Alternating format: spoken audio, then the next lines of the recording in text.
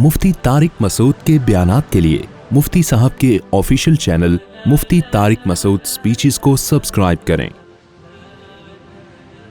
वल्लज़ीना हाजरू फ़िल्लाहि मिन बादि मा ज़ुलिमू लनुबव्विअन्नहुम फ़िद्दुनिया हसना। आपको मालूम है कि पिछले रुकू में तज़किरा चल रहा था कि ये लोग कसम उठा के कहते हैं कि क़यामत कायम नहीं होगी। अल्लाह ने फरमाया कि ज़रूर कायम होगी, क्योंकि अगर क़यामत कायम ना हो तो हिसाब व किताब फिर कैसे होगा इंसानों का। लियुबय्यिना लहुमुल्लज़ी यख्तलिफून फ़ीही, ताकि अल्लाह बयान कर दे उन बातों को जिनमें ये लोग इख्तिलाफ कर रहे हैं। ये पिछले रुकू में था। लेकिन सहाबा कराम पर चूंकि मुसलसल मसाइब आ रहे थे, मुशरिकीन की तरफ से हट धर्मियाँ थीं, तो उन्हें इस बात में भी तसल्ली की ज़रूरत थी कि एक तो मुशरिकीन मक्का के ताने हैं जिनका कुरान जा बजा जवाब दे रहा है कि आपके हाथ में इनकी हिदायत नहीं है, अल्लाह चाहता तो सबको खुद से हिदायत दे देता। लेकिन कुछ तकलीफ़ें वो थी जो उनको जिस्मानी तौर पे दी जा रही थी। हज़रत बिलाल हबशी रज़ी अल्लाह तआला अन्हु के सीने पे पत्थर रखे जाते थे, खब्बाब इब्न अरत रज़ी अल्लाह तआला अन्हु को गरम अंगारों पे लिटाया जाता था। तो ये मक्का में वो अज़ियतें थी जो जिस्मानी अज़ियतें थीं।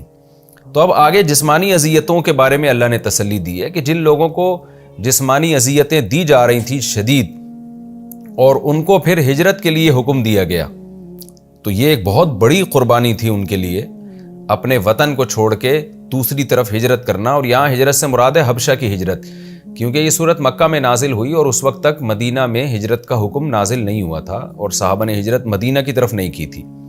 तो हबशा में, जिनमें हज़रत अब्दुल्ला बिन मसूद रज़ी अल्लाह तआला अन्हु भी थे, नजाशी की तरफ इनको भेजा गया। जाफ़र तैयार रज़ी अल्लाह तआला अन्हु भी थे, जिन्होंने नजाशी के दरबार में बड़ी ज़बरदस्त तकरीर की थी, फिर सूरह मरियम की तिलावत की जिससे नजाशी रो पड़ा। तो इन्हें हुक्म दिया गया हबशा की तरफ हिजरत करने का। फिर बाद में अल्लाह ताला ने मदीना की तरफ हिजरत का हुक्म दिया, क्योंकि मदीना में एक मुसलमानों की एक मजबूत रियासत बन चुकी थी।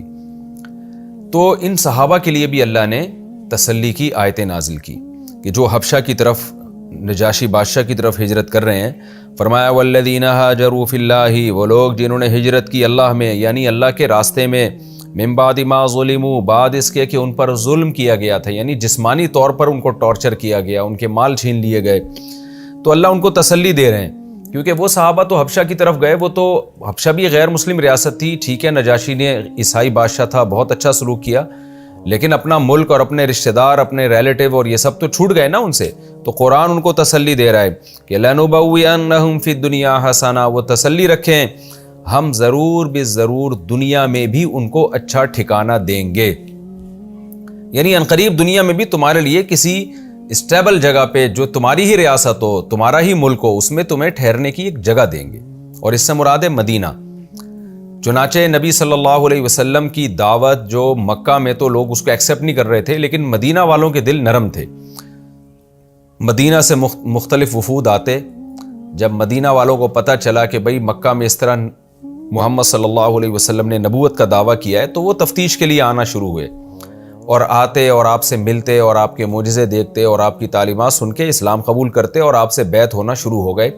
और मदीना में इतने लोग मुसलमान हो गए, बहुत से तो जिन्होंने नबी को देखा नहीं वो भी मुसलमान हो गए। और फिर मदीना एक ऐसी जगह बनी नबी सल्लल्लाहु अलैहि वसल्लम के लिए और मुसलमानों के लिए ऐसी सूटेबल जगह जहां नबी सल्लल्लाहु अलैहि वसल्लम हिजरत कर सकते थे। तो आप सल्लल्लाहु अलैहि वसल्लम ने वहां हिजरत की और आपका शानदार इस्तकबाल हुआ।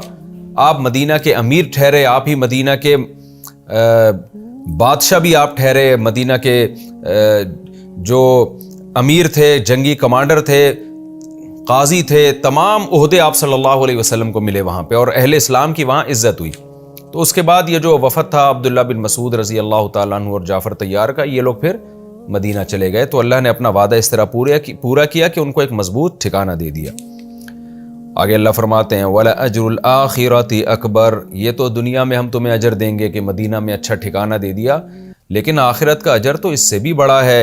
लऊ कानू यालमून, काश ये लोग यानी काफिर लोग भी ये बातें जान लें कि तुम जिन पर जुल्म कर रहे हो अंजाम उन्हीं का अच्छा होने वाला है। तो जिनका अच्छा अंजाम हुआ, जिन्होंने हिजरत की, तो उनके लिए आखिरत का अंजाम अच्छा क्यों है, इसकी अल्लाह आगे वजह बयान कर रहे हैं। अल्लज़ीना सबरू, ये वो लोग हैं जिन्होंने सब्र किया, व अला रब्बिहिम यतवक्कलून, और ये انہوں نے اپنے رب پر یہ توکل کرتے ہیں. اللہ کا حکم آیا کہ بھائی مکہ چھوڑ دو, یہاں دین پر چلنا ممکن نہیں ہے, تو کتنے تحفظات تھے. پتہ نہیں یہ غیر کنٹری میں جا رہے ہیں, نجاشی عیسائی بادشاہ ہے, وہ نبی صلی اللہ علیہ وسلم کی نبوت کا سن کے اور ہی سیخ پانا ہو جائے, ہمیں قتل نہ کر دے. لیکن اب کوئی آپشن ہی نہیں تھا نا. تو جب انسان کے پاس کوئی آپشن نہیں ہوتا تو شریعت کا حکم یہ ہے کہ یہ دیکھا جائے کہ کم نقصان کس میں ہے. ایک جگہ نقصان یقینی ہے, یعنی دو اصول اختیار ہوتے ہیں. ایک تو یہ کہ دو نقصانوں میں سے کم نقصان کس میں ہے. نمبر 2, یقینی کس میں ہے اور غیر یقینی کس میں. تو مکہ میں رہتے ہوئے زیادہ نقصان کا خطرہ بھی تھا اور وہ نقصان بھی یقینی تھا. حبشہ جانے میں ایک تو نقصان بھی کم ہونے کا خطرہ تھا اور اس کا بھی امکان تھا کہ وہ کم نقصان بھی نہ ہو, مکمل پناہ دے دے آپ کو, کیونکہ نجاشی کے حالات جو ان کے سامنے آئے وہ تعریفیں آئی تھی کہ وہ نرم دل بادشاہ ہے. تو ایسے موقع پہ شریعت کہتی ہے کہ آپ اسباب اختیار کریں اور پھر اللہ پہ توکل کریں, نتیجہ اللہ پہ چھوڑ دیں. تو ان حضرات نے ایسا نہیں کیا کہ ان حالات میں کفر کی طرف چلے گئے, بلکہ اپنا فیوچر اللہ کے حوالے کیا کہ کوئی بات نہیں, ہم اللہ کے لیے قربانی دیں گے, اپنے دین سے پیچھے ہم نہیں ہٹیں گے. اسی کو اللہ نے توکل سے تعبیر کیا, یعنی اللہ پر اعتماد کہ رزق دینے والی ذات, ٹھکانہ دینے والی ذات اللہ کی ذات ہے. تو صبر بھی کیا اور اللہ پر توکل اور اعتماد بھی کیا. وما ارسلنا من قبلك الا رجالا نوحي اليهم فاسالوا اهل الذكر ان كنتم لا تعلمون. اللہ نے صحابہ کو تسلی دی. دوبارہ اللہ مشرکین مکہ کی طرف آتے ہیں, کیونکہ ڈیبیٹ بھی چل رہی ہے, ہجرتیں بھی ہو رہی ہیں, مناظرے بھی ہو رہے ہیں, تسلیاں بھی ایک ہی ٹائم پہ نازل ہو رہی ہیں. سارے کام اس زمانے میں ایک ہی وقت میں ہو رہے تھے.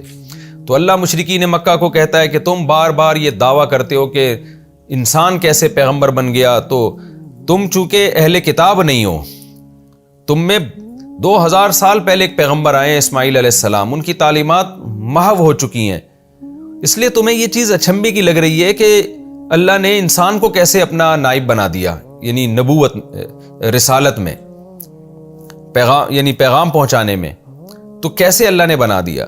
تو اللہ فرماتے ہیں کہ ما ارسلنا من قبلک الا رجالا, اے نبی ہم نے آپ سے پہلے مردوں ہی کو پیغمبر بنا کے بھیجا, یعنی ان کو یہ بات بتا دیں. نوحی الیہم, پھر ہم ان کی طرف وحی کرتے ہیں.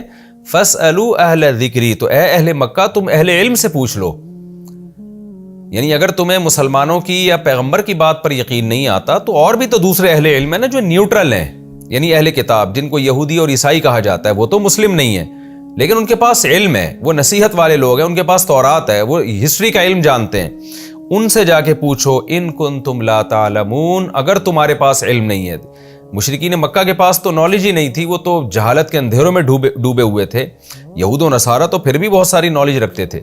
تو جا کے ان نیوٹرل لوگوں سے پوچھو جن کے پاس نالج ہے, وہ تمہیں بتائیں گے کہ جتنے بھی پیغمبر دنیا میں آئے ہیں سارے بشر ہی تھے, سارے مرد ہی تھے. ایسا کچھ نہیں ہے کہ کوئی فرشتے کو اللہ نے پیغمبر بنا کے بھیج دیا ہو. تو ان سے جا کے پوچھو. بالبیناتی, ہاں وہ پیغمبر معجزوں کے ساتھ آئے ہیں, واضح دلائل کے ساتھ. والزبر, اور ان کے پاس آسمانی صحیفے بھی ہوتے تھے, تعلیمات بھی ہوتی تھیں. تو جیسے بہت سارے پیغمبر پہلے آئے ہیں تو تمہیں اہل کتاب یہود و نصارہ بتائیں گے کہ بھئی یہ پہلے آتے رہے, کوئی اچھمبے کی بات نہیں ہے. وانزلنا الیک الذکر, تو اے نبی اسی طرح ہم نے بھی آپ پر اس نصیحت کو نازل کیا, یعنی قرآن کو نازل کیا. لتبین للناس, اس لیے تاکہ آپ لوگوں کو ایکسپلین کریں, آپ لوگوں کو کھول کے بیان کر دیں. ما نزل الیہم, کہ ان پر کیا نازل ہو رہا ہے. وَلَعَلَّهُمْ يَتَفَكَّرُونَ, اور تاکہ یہ لوگ غور و فکر کریں, یعنی ان آیتوں میں بھی غور کریں جو نبی ایکسپلین کر رہے ہیں, اور انجام پہ بھی غور کریں کہ اگر ہم نے ان پر عمل نہیں کیا تو ہمارا انجام کیا ہوگا. تو ان دونوں چیزوں میں غور کریں.